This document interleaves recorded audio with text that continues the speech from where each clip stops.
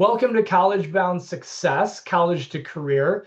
It's the podcast for college curious and college bound students and families. Together, we'll navigate the journey from high school to higher education and beyond. I'm Mark Mastalski. I'm an independent college success consultant, and I'm here to share strategies, insights, and stories to help you make confident choices about college, careers, and your future. So let's get started. So I'm really excited today because for those of you who have been following my podcasts and discussions for a while, I've really been on a nursing kick. I've had a lot of different guests, and we're going to continue that today. So I'm actually really excited to be joined by Cathy Kleiner. Cathy's been long time in the nursing profession, and we're going to get to hear lots about her and also the relatively new program that you've helped start at Casa Loma College in Castle Rock, Colorado. So first of all, Cathy, good morning. Welcome. Thanks, Mark. Glad to Yeah, be thanks here. so. Yeah, no, I'm glad. Thanks so much. And I know, you and I got connected because through Dr. Sharon Giarrizzo Wilson, who I used to work with at the University of Colorado's College of Nursing. And after she and I had a conversation, I always ask people, hey, is there anybody else that you can recommend who might, enjoy sharing about their experience and helping people understand more about the world of nursing. And like right off the bat, she's like, yep, I know the person. You need to talk with Cathy Kleiner. So thanks for joining me today. So Cathy, we always just kind of start off with, like tell us about yourself. Who are you? And I just shared a little bit about what you're already doing, but maybe you can go a little deeper into that history for us.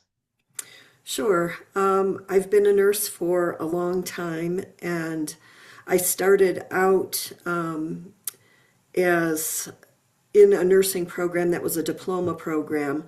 There aren't many of those left now. It was actually transitioning to an associate degree program. And so did my sciences at a community college, but still did my nursing courses at a hospital-based program. Mm, I chose that program because it actually fit my needs. My parents couldn't afford to send me to a university, and I didn't have to take big loans, and it allowed me to get started in nursing. And so mm, that was my entry into nursing. It was really a good preparation, lots of clinical experience, and it was pretty seamless going into practice. I think it's one of the things that has been lost right now in nursing. It makes it harder for students to go to transition into practice from whatever programs they're graduating from, only because they haven't had a lot of experience, usually in the same organization. And so they've had experiences in a lot of organizations, which has its benefits in other ways, but mhm. it you have to learn more when you're hired then. So in that way, it was really good. But I knew that I wanted to continue my education, and as soon as I was in my first job, the person that was on day shift in a senior position encouraged me, and I had benefits that paid for education, and so Mm, I took advantage of those. I did it slowly because I was working full time and going to school, but okay. that sort of set up how my whole career went. I either was working and going to school, or I was working two jobs. So Wow. for most of my career, that's what I have done and figured out how to manage all of that. So I got a bachelor's degree, and when I finished my bachelor's degree, I started working two jobs. I was working at a physician's office at that time so that it Mm, made it easier to go to school. But I had to do some clinical at the end. And so at the hospital that I had worked at, they allowed me to do house supervision. And so I worked there, and then they asked me to apply for a job as a manager of a unit. And so that got me into nursing leadership. And I guess in a funny twist, I started this unit for outpatient surgery. And it was at a time when it was just transitioning to having outpatient surgery, even. And so a lot of the administrators in the hospital didn't know a lot about it. So they sort of let me run with it. And I found somebody in finance to help me. And we set up the unit, and they had predicted that we wouldn't make money. And so when we actually made money for the hospital, they put me in a strategic planning meeting. A young nurse in my mid 20s, and they put me on strategic planning. So I got the bug. I loved planning, what the Okay. future might look like, and starting new things. Starting this new unit was exhilarating for me, and so we Yeah. that was successful. And then during that time, I loved what I was doing. My kids were born, and while I was off work with my second child, I got a call from the hospital, and I had been working 4 days, 4 10-hour days a week.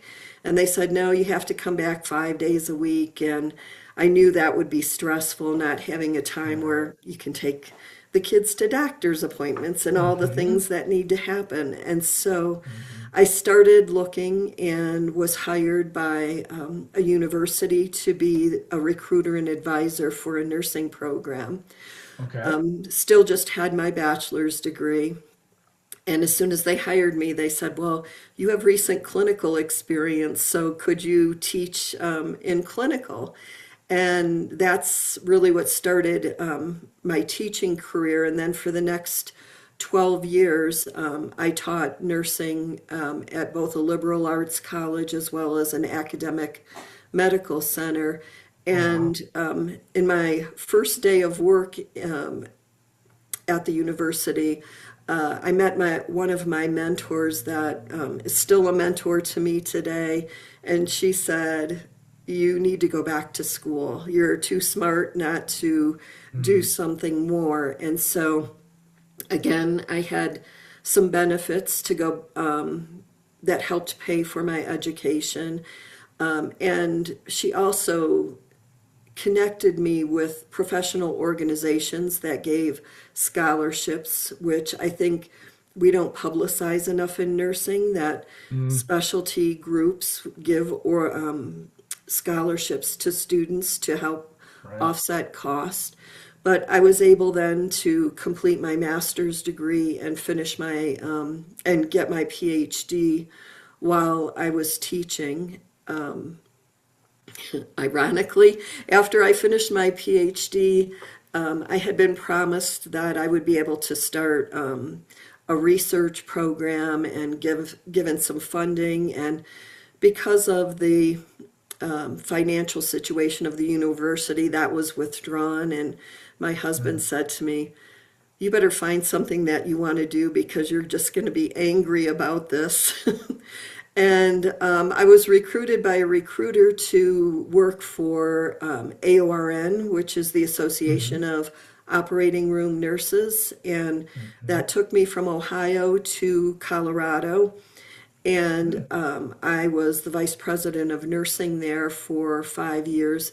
Worked to try and get more research in this area of nursing, which is probably one of the areas that is the most in need of nursing research. And did that for 5 years.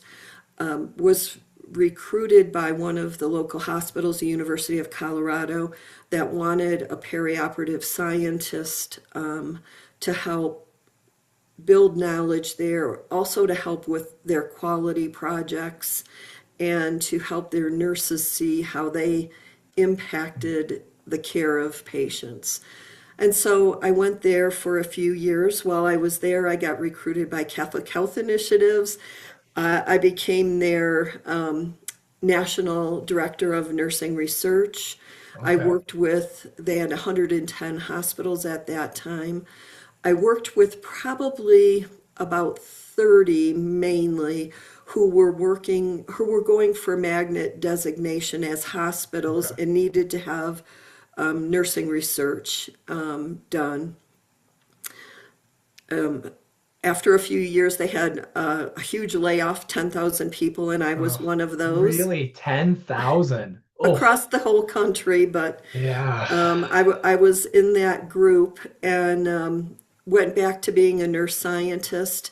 Eventually ended up at Children's Hospital here in Denver as Mhm. the director of research and professional practice, which is the position that I had always wanted. So not only research, but involved with quality and quality improvement, the magnet designation for the hospital, and the policies Yeah. and procedures. So I guess I would say that Wow. in, you know, getting all of the degrees pays off. It opens a lot of doors. I think in nursing, there's a lot of doors that always open anyway. There are a Mhm. lot of different ways you can go. You can do education, you can do quality. Informatics now is a big area in Mhm. nursing. So you can do direct patient care, which can be emotionally very exhausting. But Mhm. then you can take breaks from that if you want. You can go back to it. There's lots of opportunities. Yeah. Wow. What a background. Thank you for describing all that. And to hear, you know, you went from when nursing was a diploma program all the way through PhDs. So first of all, just for perspective, can you, because a lot of people may not know that history about nursing, what does it mean when it was a diploma program? So, yeah, nursing education started out as being taught by hospitals. They created training programs for nurses, and that's the major way nurses were trained Right. through probably the 50s into the 60s. And then it hung around for a long time, even into the early 80s. But I would say in the early to mid 70s, there it was starting to transition. More bachelor's degree programs were being put into place. Associate degree programs came into being.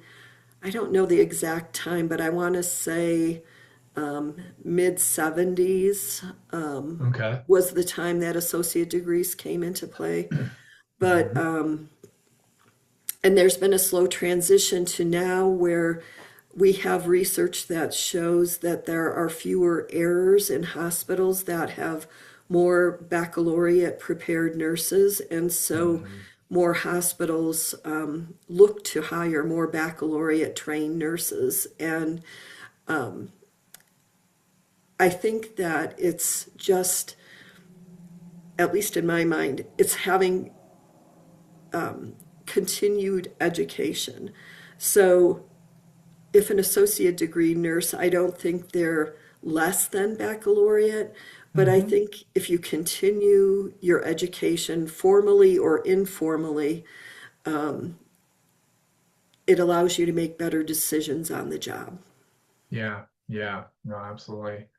I'm also, in your personal story, I think one of the things you highlighted was the importance of like people who saw things in you, right? Mhm. People like, oh, wow, you're a young nurse in your 20s and you made money for our hospital, which of course every hospital today would love that, right? Um, and so you got an opportunity. You had a mentor that saw something in you and said, Kathy, it's time to go back to school, right? Go get that Mhm. master's, etc. I'm interested, you mentioned, so you did a PhD at the time that you went back, why a PhD? Was the DNP even available, or what made you decide to go the PhD route? The DNP was just coming, kind of developing around that time. I did the PhD. I was teaching at the time, and so the expectation in academia was if you're going to stay in academia and be promoted, you should have a PhD. Right. And so I finished my PhD. I became an associate professor with tenure, and then I left. Oh, So yeah, it life yeah. takes a lot of turns. But to your point about mentors, I think they're super important. And if even in your student years, I know there were several faculty. I remember one distinctly that wrote on one of my papers, "This should be a research project. Think about your Mm, future." And at that time, I was like, there is no way I will ever do a PhD, and I'm not thinking about research. But right. I think in the back of my mind, I always thought about that encouragement and try to give back in a way to mentor others to be what they can be. Yeah. Yeah. Yeah. Oh, that's great. So fast forwarding to today, you talked about, you've worked at magnet level institutions and you've taught in programs, and now you've helped build a program at Casa Loma College. Um, so can you first talk about that? What should people know about Casa Loma College? I'll be totally honest with you, Cathy. Working at CU, and shoots, just in that area, of course, I knew about the Regis program. I knew about Galen Education. I knew about Arizona College of Nursing. And then when I learned about, this program, it was, to be honest, pretty new to me. So can you tell us about, the college and the program that you've helped create? So the college is very new to Colorado. Just opened the campus in February of 25. Okay. So very new, but has been around since 1966. Started in California. Hmm. So there's a campus in Sherman Oaks, California. And then they started a campus in 2022 in Nashville, Tennessee, and then the Aurora campus. The nursing program, there was an associate degree program started in Tennessee in 2025. And then in 25, they decided to open a nursing program in Colorado as well. So I was hired in May of 25 to start both a practical nursing program as well as an associate of applied science in nursing for RN preparation. And our first classes for both of those programs started in March of 26. Okay.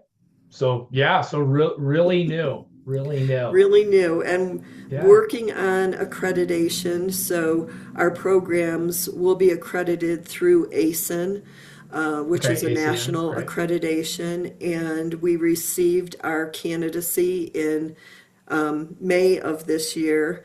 And so what's important about that is that whenever we get full accreditation, it's retroactive back to our date of candidacy. Okay. So all of our graduates should graduate from an accredited program. Okay. Great. So and I'm glad you brought up the accreditation. Is the Aurora campus regionally accredited, or does that fall under the Sherman Oaks, or what about that level of accreditation? Yeah, it has accreditation through ABHES, which is a national accreditor for healthcare Hmm. colleges. So Hmm. we have that, and then they're also accredited through the state. So Okay. we have to have both, and they do. Yeah.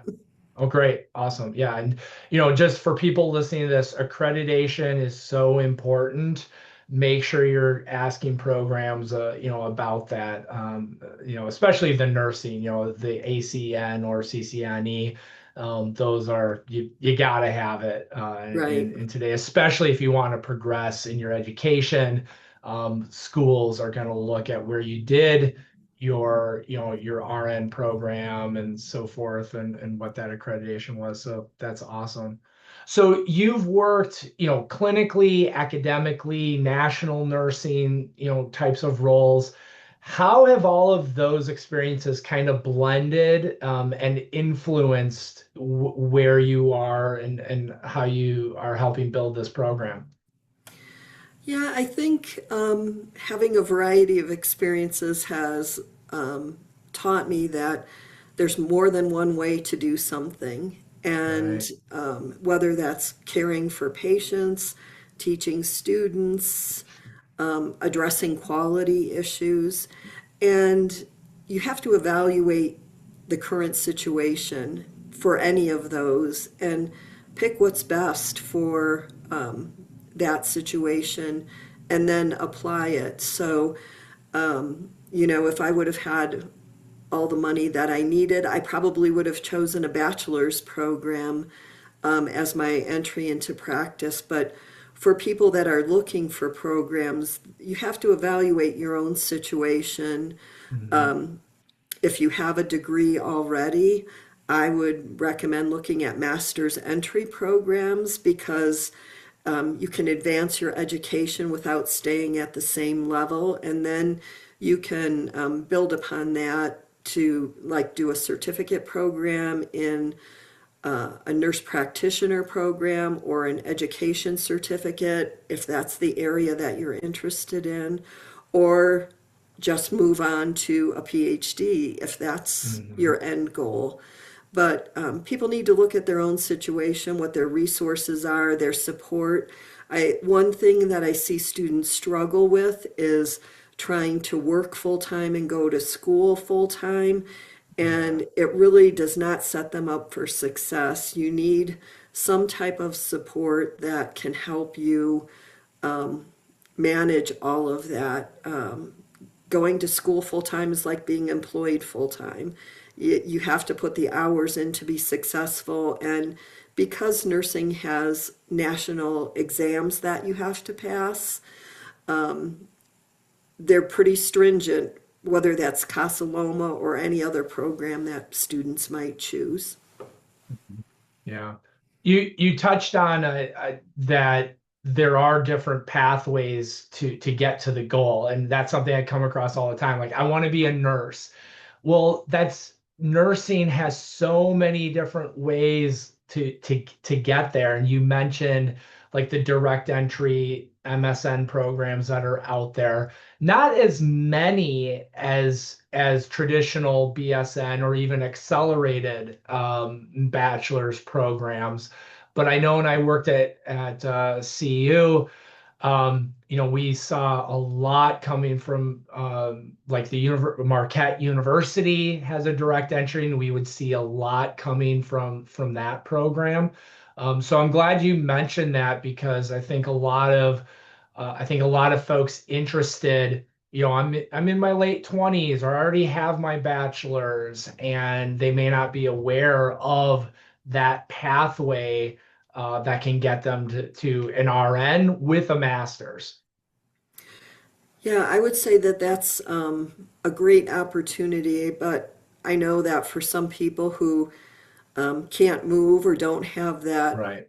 offered locally, the accelerated bachelor's programs are also very good. It's just, it makes the path longer to complete if your end goal is a master's or a PhD. Right. Yeah. Yeah. So, what, having been in nursing for so long, I guess could you speak to what do you see today that is different about nursing maybe from a decade or even more as you've been going through at the different levels of nursing? Yeah, some things change and some things don't.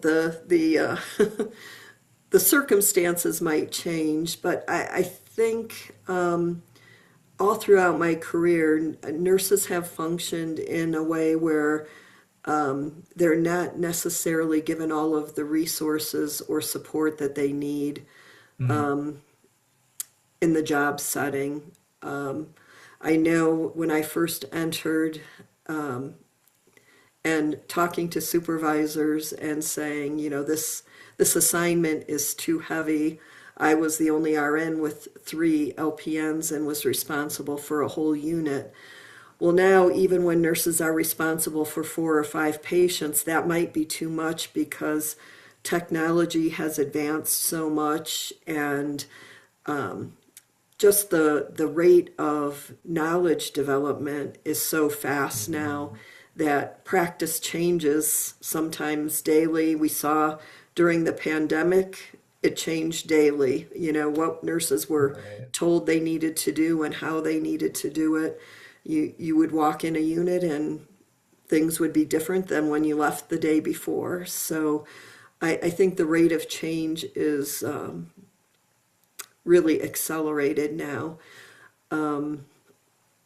I think that nurses are better at advocating for themselves and advocating for each other. I think those are some of the major things that I think are the same or different. Yeah, yeah.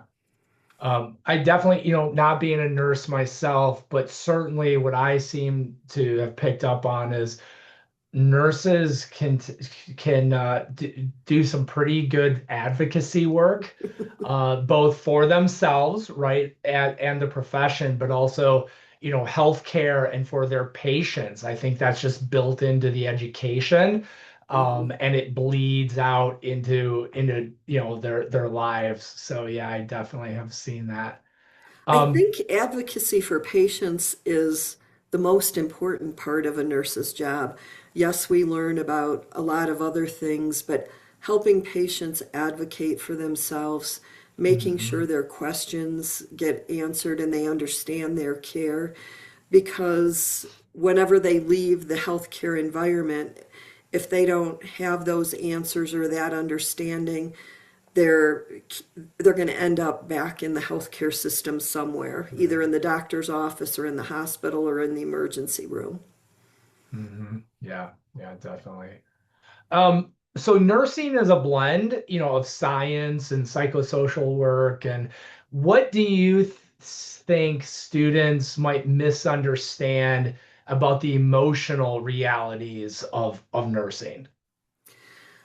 Um, I think, at least in my practice, my patients became like my family.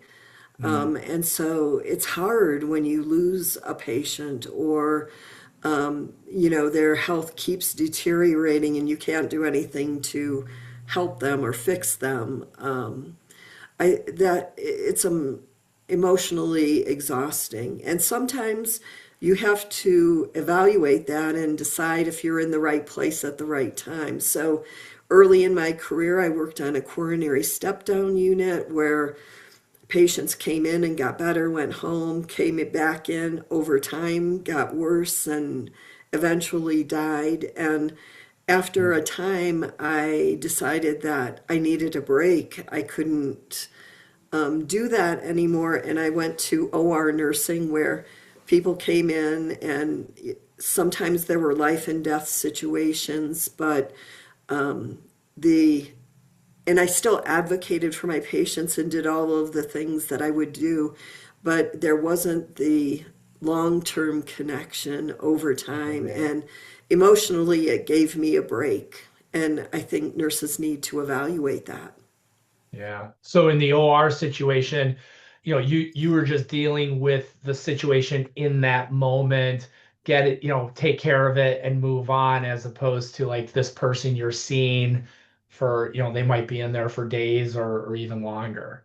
And Or you come back over establish it, time or where you coming really back get over to time, know right? them. Yeah. Right. Yeah. Yeah. That definitely that makes sense.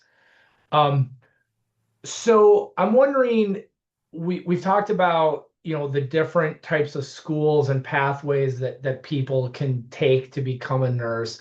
What questions do you think students should be asking to evaluate nursing schools? I mean, they can go to a community college and do an associate's degree. They can get a bachelor's, do the master's, etc. And I'm wondering, like, in your opinion, is prestige important in any way? The prestige of the school, the name of the school brand when going into nursing. What do you think about that? I think it depends on what level of education. So, most of the prestigious schools have good programs at all levels, so I'm not saying that they don't. But I think it might be more important at a master's or PhD level, Hmm. and more so about aligning interest with what the school offers or what their focus is probably even more important than the prestige.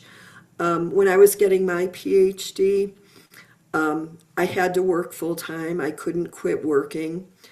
I had two little kids, and so I couldn't ignore those responsibilities. And Right. so I looked for an online program that I could do. Our classes actually were synchronous, but they were online, so I didn't have to travel except for a week a year that we did in person sessions. But it fit my lifestyle and it was a part time program. There weren't many part time PhD programs at that time. And then, in addition, I was focusing in the OR at that time and was looking for a mentor, somebody at the college that I could connect with and do my dissertation work with. And so those were the things that I looked for outside of prestige. Of course, I wanted a school that was well thought of and that graduates had good success after graduation. But some of the big colleges like the University of Colorado or the University of Pennsylvania that have well established research programs are probably places people want to look if they're looking for a PhD, but they're not the only places. There's a lot of schools out there that have very good programs. Yeah, yeah, absolutely, absolutely. So, if a student is listening to this and they've been thinking about nursing, but they're feeling a little uncertain and a little intimidated, what would you want them to hear from you? I think if it's really a passion, there's a way to achieve your goal.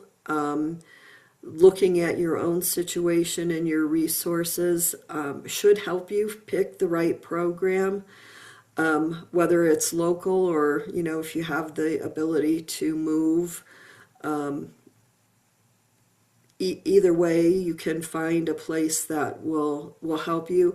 I think nursing faculty as a whole are very supportive of students. I think sometimes students evaluate nursing professors as more harsh than other professors, but I think that comes from a place of really caring that they want people to do well and be successful, and you can't do that in nursing by cutting corners or not getting everything done that you need to get done. And ask questions and meet with people. Find somebody that can be a mentor to you while you're in school and then out of school. Yeah. I've stayed connected to a lot of mentors throughout my career and have valued each of them for what they brought to helping me decide what my next steps are. Yeah, yeah. Oh, that's great. So before we wrap up, I would like to have folks, if they're interested in learning more, maybe about the Casa Loma program or connecting with you, what should they know about your program and how to reach out? So our practical nursing program is a 3 semester program. It gets people into the workforce quickly. I will say that in the Colorado market, in the rural areas, there is more of a need for that type of role. Mhm. In the cities like Denver, Colorado Springs, they're more apt to hire registered nurses. So people really need to think about what their end goal is. And then our associate degree program is a 5 semester program. So it's pretty accelerated. Both programs go continuously throughout the year, so we don't have a summer break or anything. So you can get done fairly quickly. But it does require a lot of effort on the student's part to be really committed to those programs and to put aside the time to actually be able to study and be successful in the program. At Casa Loma, we have partnered with Elsevier, so we buy Elsevier products, so there's nationally recognized resources, and we do testing that HESI testing that people might have heard about Yeah. throughout the program so that Okay. they know how they're doing against national tests and other students. It also gives them an evaluation of where they need to do remediation to be prepared for their NCLEX at the end of the Yeah. program. Right. If they're interested, they can reach out. Our admissions team is eager to work with students and help them get through the admission process. If they want to meet with nursing faculty, we're more than happy to sit down and talk with them about the program and the pace of the work. Yeah, we're open. Yeah. Awesome, great. And I'll put a link to the Casa Loma program and admissions team in the show notes for this. So thanks for that, so people can find that quickly and easily. So awesome. Well, Cathy, is there anything that I haven't asked you about that you want to share with folks? No, I guess just my last thing I would say is if you love taking care of people, it's a great profession, and there's a lot of different avenues that you can take in nursing. It's not like one straight path, and I've Right. taken a lot of detours in mine. So just be persistent. Yeah, awesome.